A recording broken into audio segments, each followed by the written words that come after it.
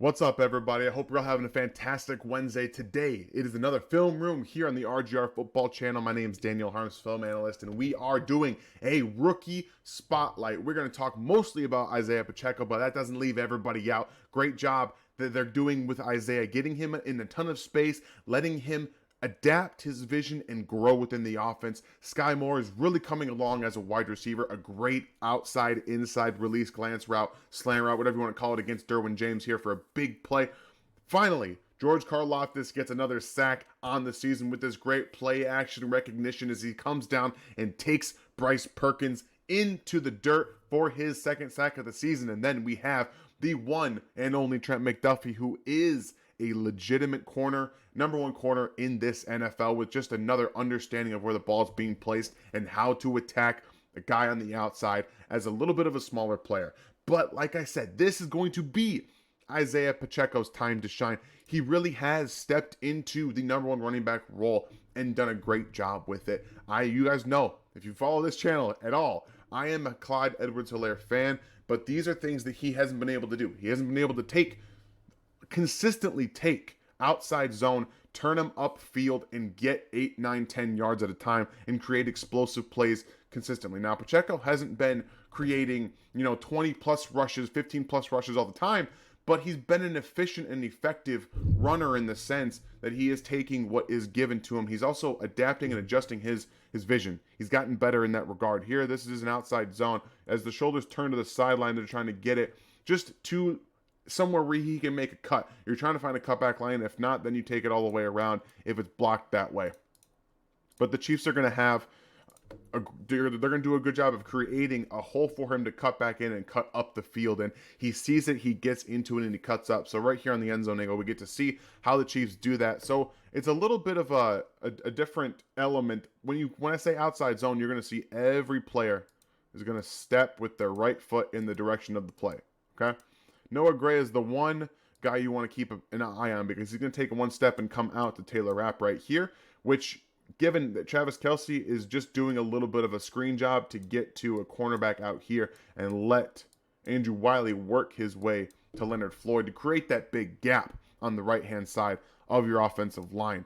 Typically with an inside zone, you're going to see less shoulder move, but you can tell that right here, Isiah's looking already for where this hole is going to be.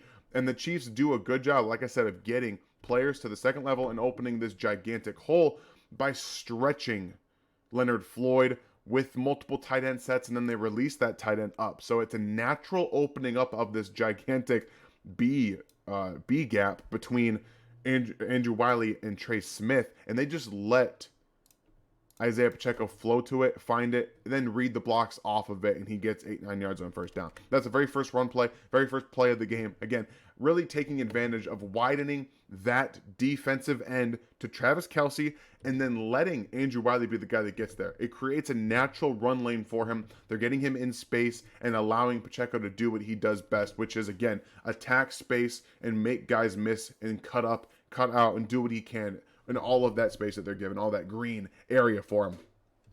The Chiefs also have been running more counter, more power, more gap schemes here. They're going to run a non-traditional counter play with Isiah. And again, he's going to grind out 9, 10 yards on this play. What I mean by non-traditional is typically you see a guard being pulled on these plays to get to counter so you can wrap the tight end around.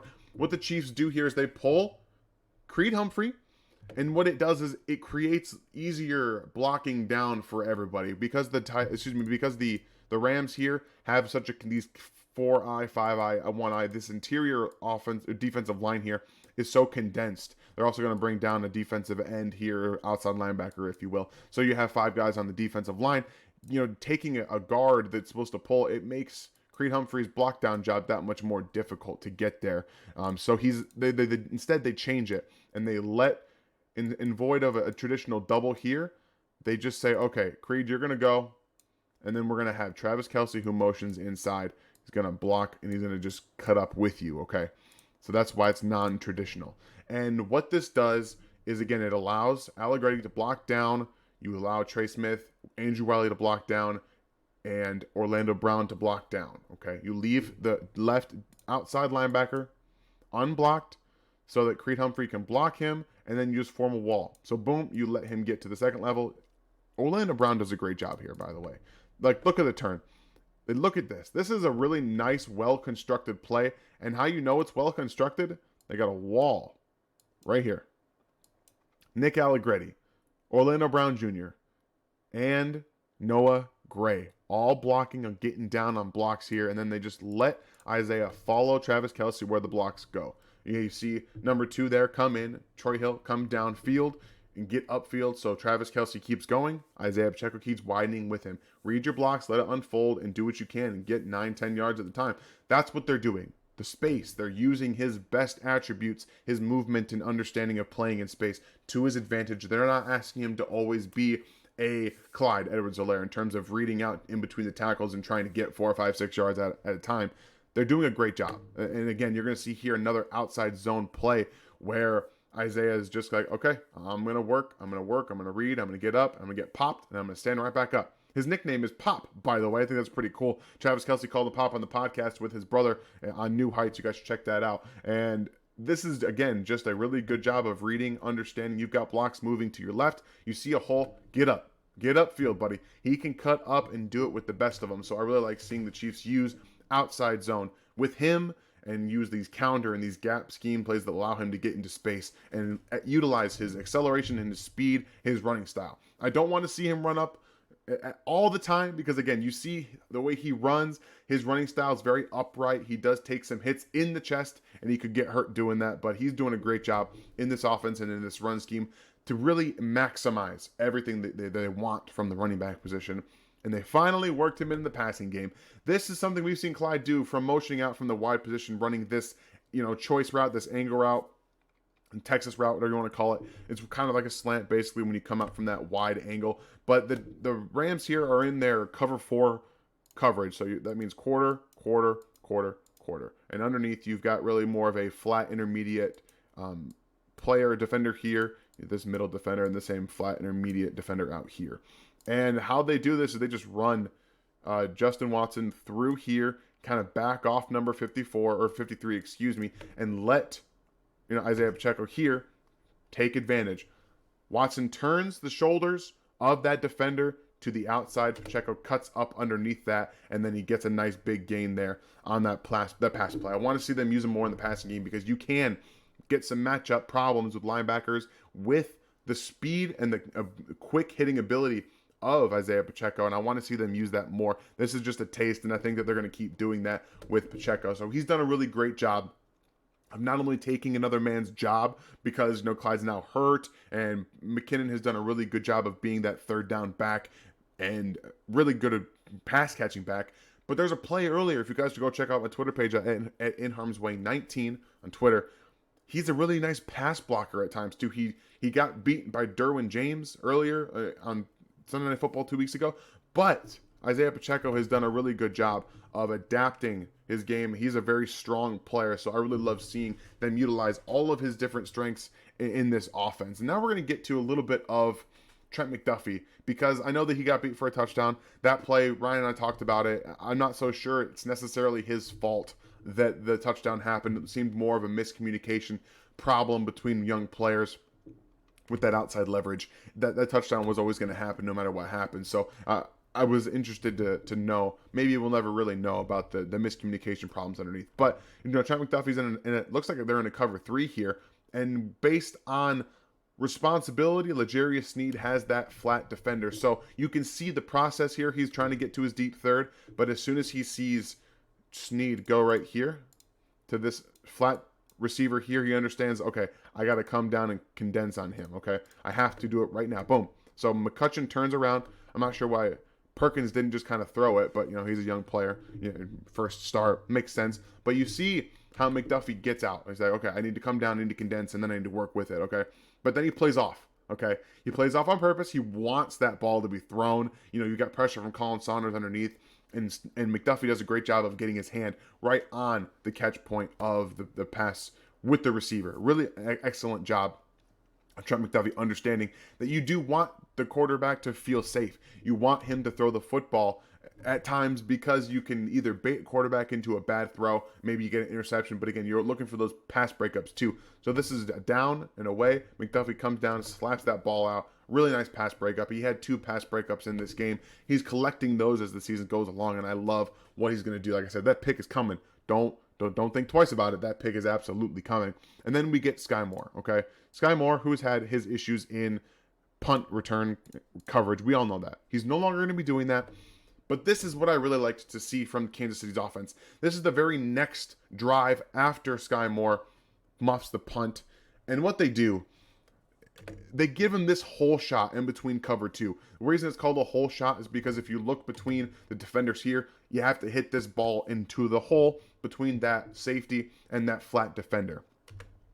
The very first drive, they actually had Noah Gray on the same route, and they just didn't get seen. They had Noah Gray doing the same coverage, or the same route, into this cover 2 spot where you have this gigantic hole. Mahomes didn't see him there, and I think they went back on the tablet, they saw it, and then they attacked it with Skyy Moore, which tells me, one, they knew they were going to get some cover 2, and they also wanted Skyy Moore to be the guy to be the one to catch this football. And it was a little high from Patrick Mahomes, but this is the exact kind of play Skyy Moore makes all the time. He made it all the time at Western Michigan. Away from his body, his hands are exceptional. And that's what you're really looking for from a guy whose confidence is growing on the field, is his ability to make plays with the ball away from his body. Obviously, Mahomes does get this into that hole between cover 2, but he's looking for that immediately past that flat defender. So I loved the fact that they went after him right after that muff punt on the very first possession they have outside of that. So it's really nice to see his confidence growing. I think that just being in the offense as a receiver will help his confidence grow. It'll help him be a better overall receiver. And when you have, this is still a nice play design because you have to hold that underneath defender somehow. So what the Chiefs are going to do is, they're going to run Noah Gray on this out route. So when you have these zone coverage corners, especially these underneath defenders here, like this man number 23, he has to get eyes on the quarterback initially. So he goes and he puts hands on Skyy Moore, runs him outside, turns around. Okay, I see number 83 coming into my zone, so I have to stop for a second. But then he looks, he sees the ball. Uh-oh, ball's gone, and now it's complete. Really great job of understanding the scheme from, obviously, Andy Reid knows this stuff inside and out. But a really nice play design from Noah Gray coming into that flat defender's responsibility area, and then Mahomes hitting that whole shot behind him to Skyy Moore, who then comes in. Apologies for that right there. But I love seeing what these rookies are doing. You have to get contributions from your rookie class if you're going to continue to be able to turn over a roster. Skyy Moore, Trent McDuffie, George Karlaftis, and Isiah Pacheco are making contributions to this team. You guys, I hope you enjoyed this. Please make sure if you're new, hit that sub button. Get the sub to the RGR football channel. We do tons and tons of breakdowns. I know Ryan's going to get back into the film game here in a little bit. I bring film rooms every single week. I hope you guys enjoy. Hit that like and the sub, as well as that bell notification, and make sure you guys are caught up on everything that we do here at RGR every single week. We're going to let Skyy Moore take us out because that's exactly how they want us to see with this nice catch. I hope you guys have an absolutely fantastic day rest of the week. Thanks for watching this video from the team at RGR Football. Click these videos to see more and subscribe to RGR Football.